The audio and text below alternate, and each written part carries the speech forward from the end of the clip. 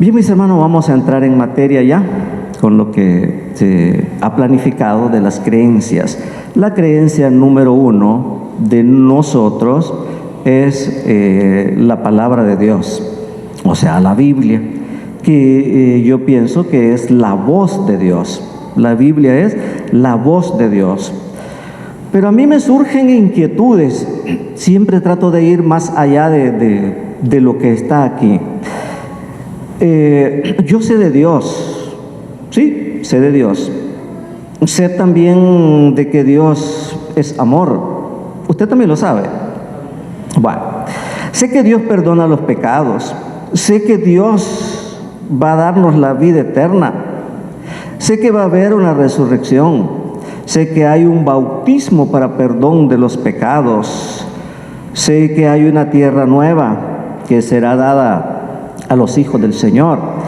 Sé de sus indicaciones para andar en sus caminos y otras cosas más. Todos sabemos eso. Y más, como digo, esto es una muestra.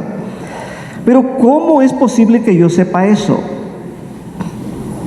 ¿Cómo es posible que usted lo sepa? ¿Cómo se dio cuenta usted de estas cosas?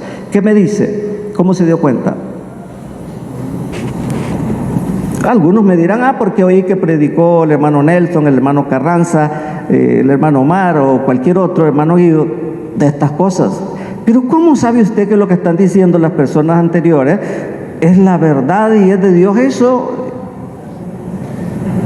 ¿Cómo supo usted todo lo que dije? Pues en lo personal, yo lo he sabido más leyendo la palabra del Señor, supuestamente la palabra del Señor, entre comillas lo que acabo de decir. Aquí me he dado cuenta yo de eso, de que existe todo aquello que yo les he mencionado. Bueno, por la Biblia diríamos que nos dimos cuenta, pero ¿cómo sé yo que la Biblia de verdad es la palabra de Dios? De verdad que tiene la manifestación de Dios. Yo tengo que estar seguro que lo que estoy leyendo es de Dios y que no le escribió a alguien ahí que se le ocurrió escribirlo y dijo que esta era palabra de Dios, que soñó, que un pajarito le habló y que le dijo que era una revelación y ya. Ojo, hay varios que han hecho su palabra de Dios y dicen que fue alguien que se lo reveló. ¿Sí? Yo tengo que estar seguro porque la salvación, la vida eterna, el cristianismo no es ninguna broma, es algo serio. Y muchas veces nosotros estamos siguiendo cosas que no son, o las podemos seguir. Podemos estar creyendo cosas que son o no son. Mire, la misma Biblia a usted le ayuda para que se pierda. En la Biblia usted va a encontrar tantos textos, pero derechito al infierno se va a ir. Y ahí está en la Biblia, y ustedes lo van a leer en la Biblia, porque en la Biblia hay cosas que están, pero que no son ciertas. Como decía un amigo, asústese, están en la Biblia, pero no son ciertas. Fueron ciertas en su momento, pero ya no. Después les voy a poner un ejemplo y ustedes me van a decir, si yo aplico la Biblia al pie de la letra, se van a asustar también y van a decir, no, se van a revolver, no, eso no es posible, eso no se lo vamos a permitir, eso no lo va a hacer, pero ahí está, porque en su momento sí fueron aplicadas, pero hoy en día ya no, tuvieron su época. Así que hay que tener cuidado en leer la palabra de Dios. Decíamos entonces que cómo yo puedo estar seguro de que la Biblia de verdad es la palabra de Dios. Los que tenemos algún tiempo de estar en la iglesia, sabemos bien que el que se dio a conocer fue Dios. Fue Dios el que se dio a conocer al hombre a través de donde nosotros somos, a través de la primer pareja, que era, ¿quién? Adán y Eva. Esta pareja hablaba con Dios, recibía la voz de Dios, platicaban, recibían indicaciones directas de Dios el Eterno. Pero después del pecado, esa relación se rompió, ya no se pudo más. Después del pecado, esa pareja tuvieron hijos. Díganme algunos hijos que tuvieron ellos, que ustedes sepan. Caín y Abel. ¿Y solo esos tendrían o tendrían más? Habían más hijos. Pero quedémonos ahí, porque para efectos de lo que estamos diciendo, para esos efectos, mis hermanos, es suficiente. ¿Sabían ustedes que el Edén estuvo en la tierra por algún tiempo? No se fue de una vez, no desapareció de una vez. ¿Sabían ustedes que Caín, Abel y otros lo veían? Aquí estaba. Y esos padres hablaban de primera mano a sus hijos. Ellos empezaron. Y les dijeron, miren, era así, era allá vivíamos nosotros, vean. Y estaba un ángel con una espada que pasaba como una luz alrededor, guardándolo, que nadie entrara allí. Miren, allí está el ángel, que vean que Dios el Padre nos hizo de esta manera, que a mí me hizo de esta manera, y que a tu mamá la hizo de esta manera, me sacó a mí una costilla, me durmió, y esto, todo le comentaban a sus hijos. Y los hijos de estos le comentaban a sus hijos, y así se iba transmitiendo exactamente la voluntad de Dios. En la Biblia es poquito lo que tiene. Si quisiéramos escribir todo lo que es, lo que hablaba Adán, lo que hablaba Eva, lo que les decían de Dios, lo que les decían cuando mataron el cordero, lo que significaba este abrigo de piel del animalito que murió, no cabrían no habría lugar que quepa en los libros de eso. Ellos platicaban, les contaban. Bueno, debemos de acordarnos que la gente en un principio duraba mucho tiempo en vida.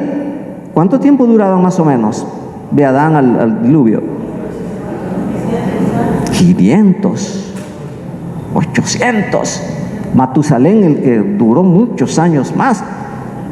Esa palabra se transmitía de generación en generación, y palabra viva, completa, palabra de Dios. ¿Por qué? Porque ellos daban a conocer quién era Dios a las siguientes generaciones.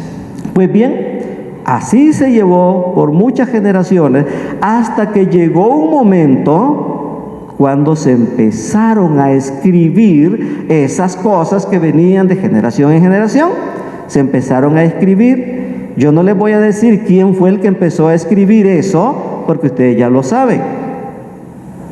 Si yo les pregunto quién fue el que empezó a escribir todo eso, yo sé que ustedes me dicen. Empezó a escribir lo del Génesis, lo del Éxodo, etcétera, etcétera. Si no lo saben, investiguen. Pero fue el primero que escribió cosas de que venían de generación en generación. Escribió 5 libros. Todos, a partir de allí, esos libros se empezaron a guardar. Y ya se empezaron a aceptar como palabra de Dios.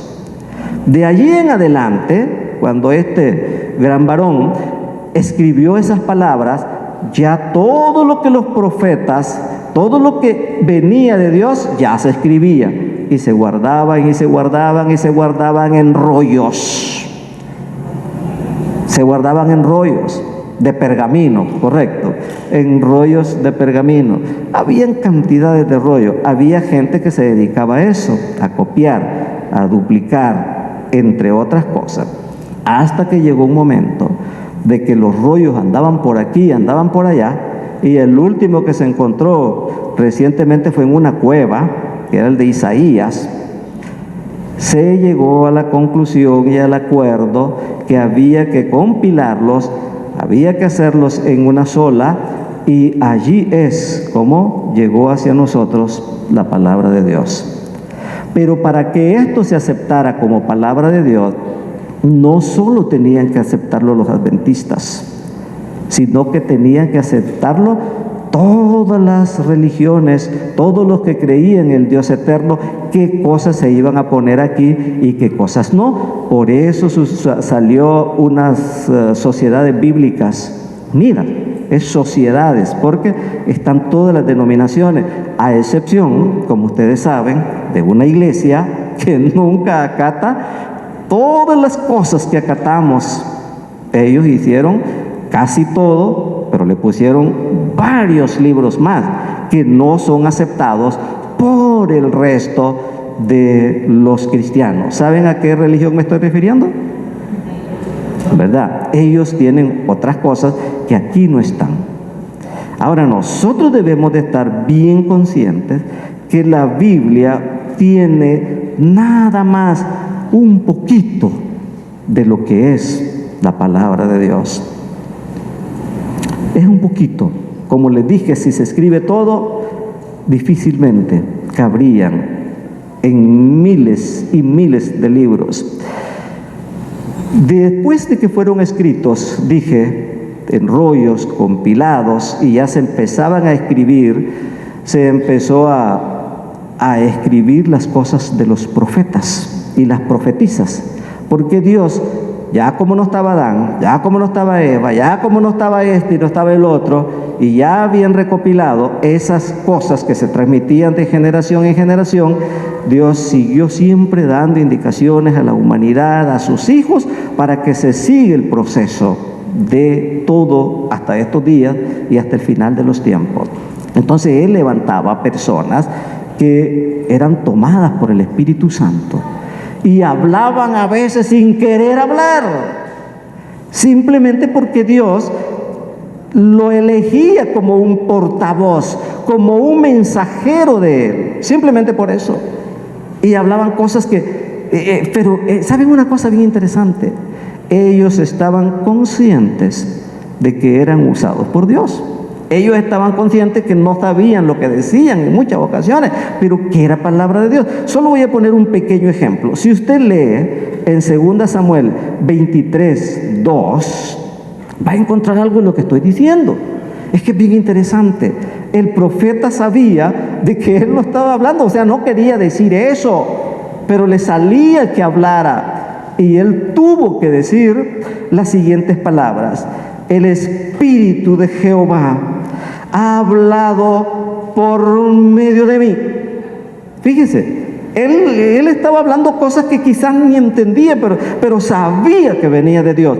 El Espíritu de Jehová ha hablado por medio de mí, y su palabra ha entrado en mi lengua. ¿Qué quiere decir eso, que la palabra entró en la lengua? ¿Ah? Sí, que la palabra dice, entró en mi lengua.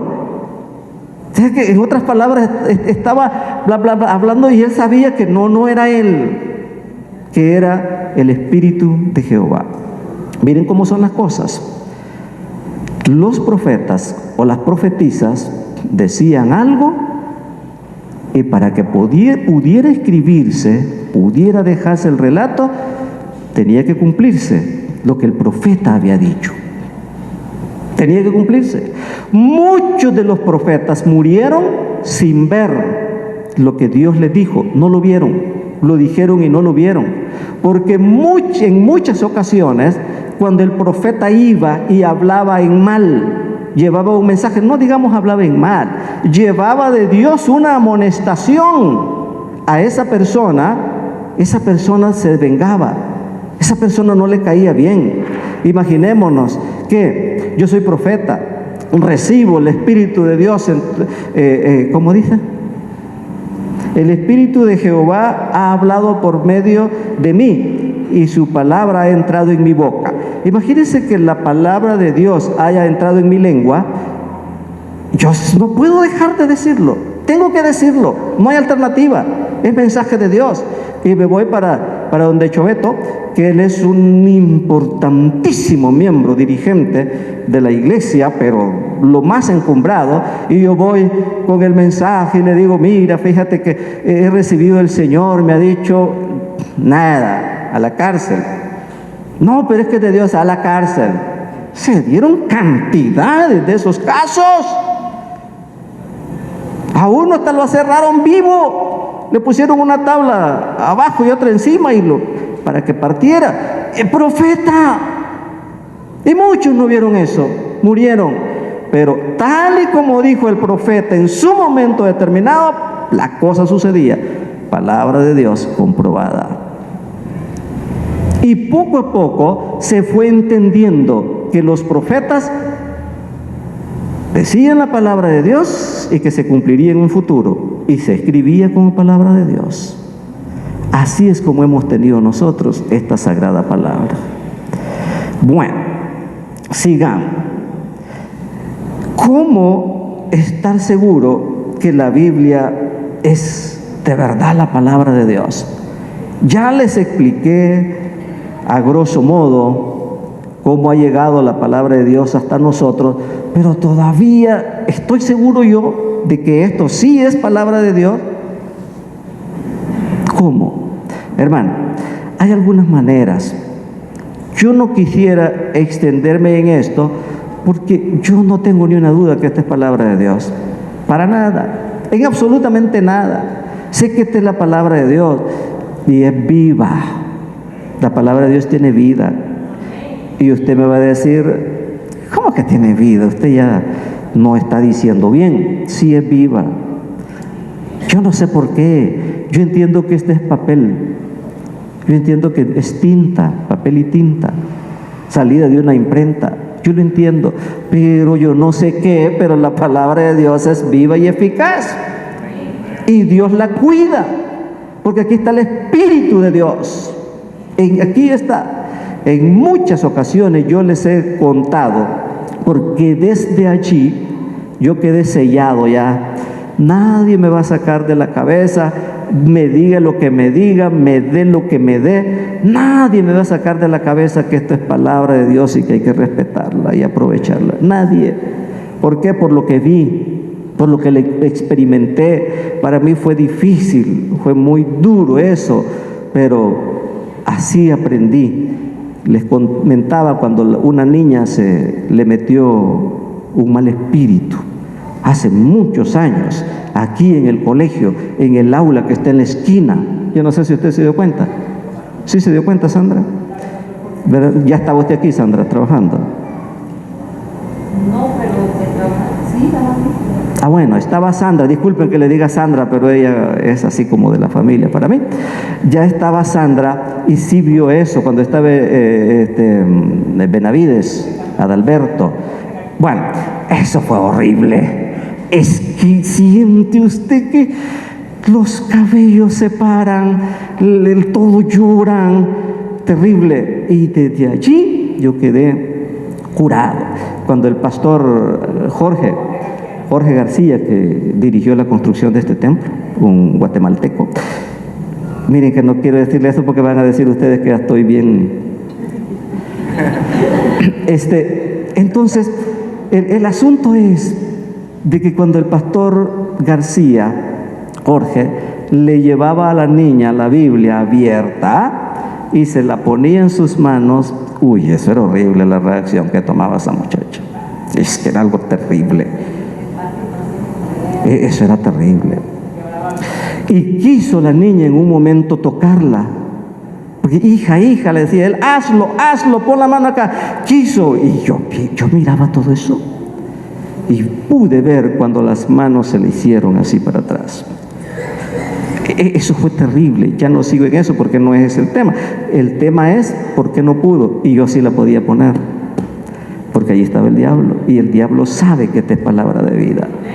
Y el diablo lucha para que usted no se acerque. Yo creo que lo logra, ¿verdad? ¿O no? Sigamos. Entonces estaba hablando de por qué podemos tener argumentos. Les decía que no quería hablar de esto porque yo no tengo ninguna duda. Pero por si alguien dice, y yo también tengo dudas.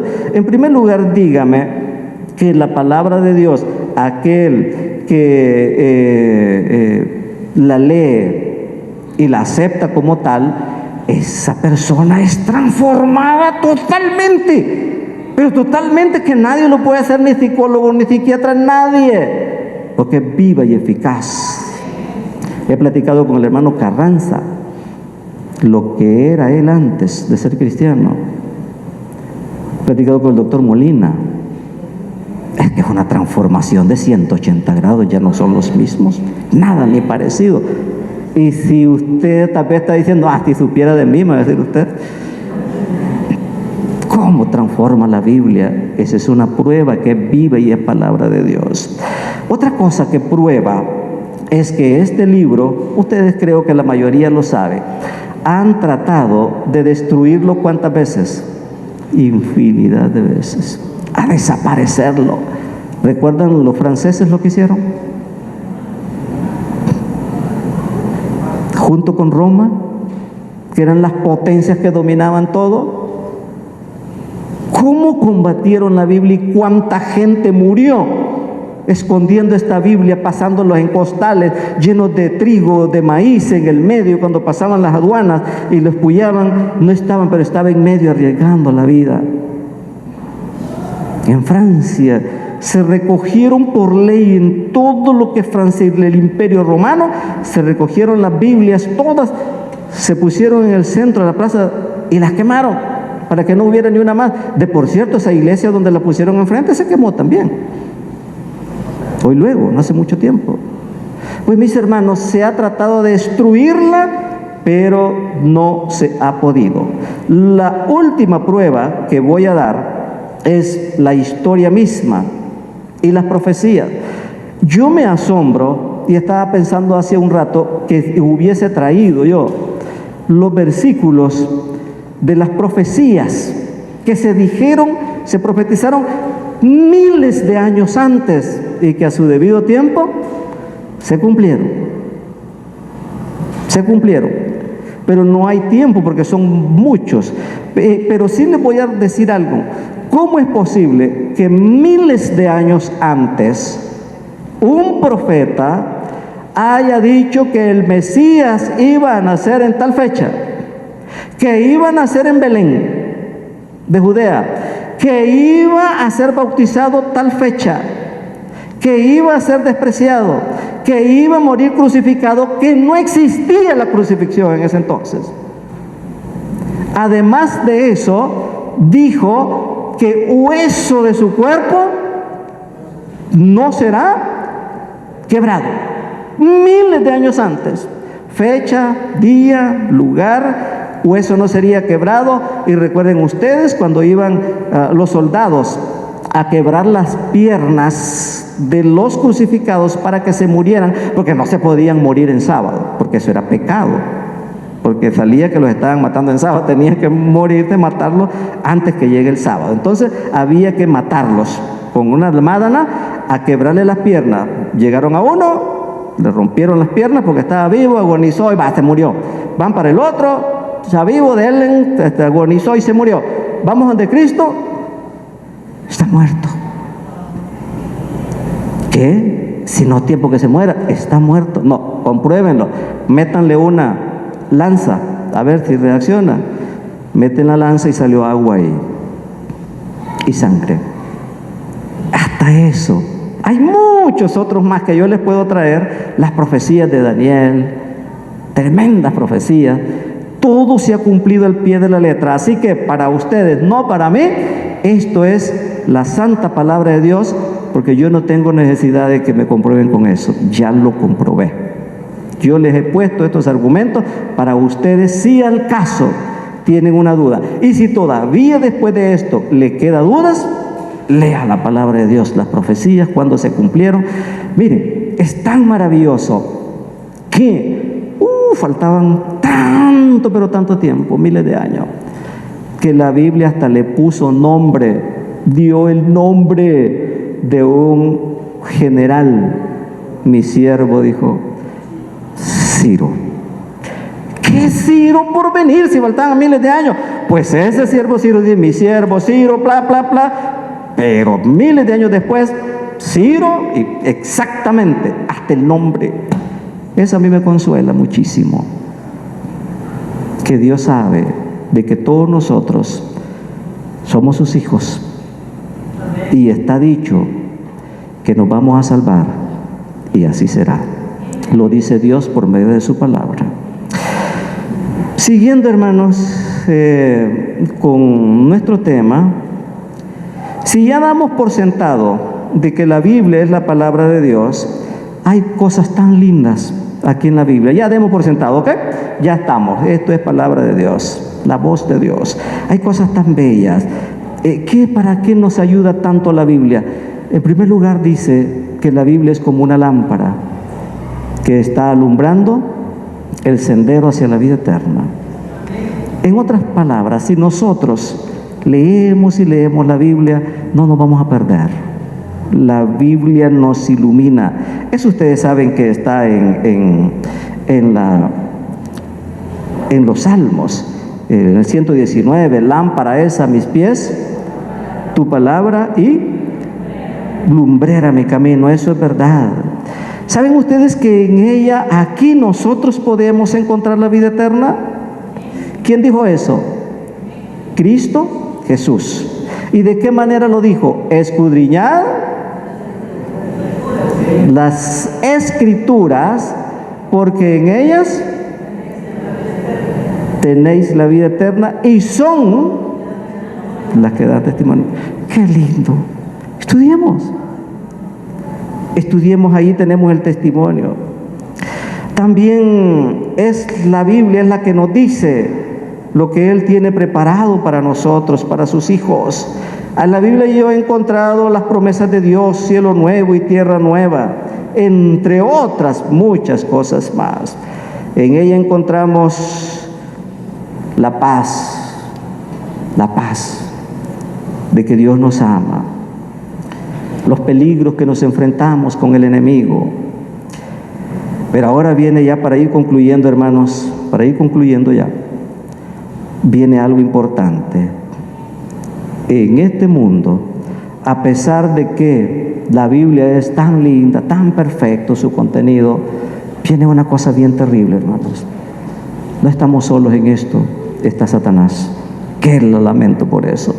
Está Satanás, porque Satanás está luchando para separarnos de aquí, porque sabe que separándonos de aquí, como dicen los muchachos, ya la hizo, y lucha, ¿o no? Vamos a ver, la Biblia es tan linda, tan hermosa. ¿Será que yo le puedo preguntar? Pero no me vayan a contestar, oye, no me vayan a contestar, porque no quiero que me contesten. No quiero que se exhiban aquí. Sandra, usted no va a contestar, oye, porque no quiero que se exhiban. Porque usted estudia a diario la Biblia. No estoy hablando de la lección, estoy hablando de la Biblia, del capítulo de Mateo, agarrar el libro de Lucas, a diario, y el día que no lo hace, usted está desesperada como que si no ha comido. No me conteste, porque usted me va a decir, si ya la leí 3 veces y yo voy por la 5ª vez. No, eso es exhibirse. Me voy a ir al otro extremo.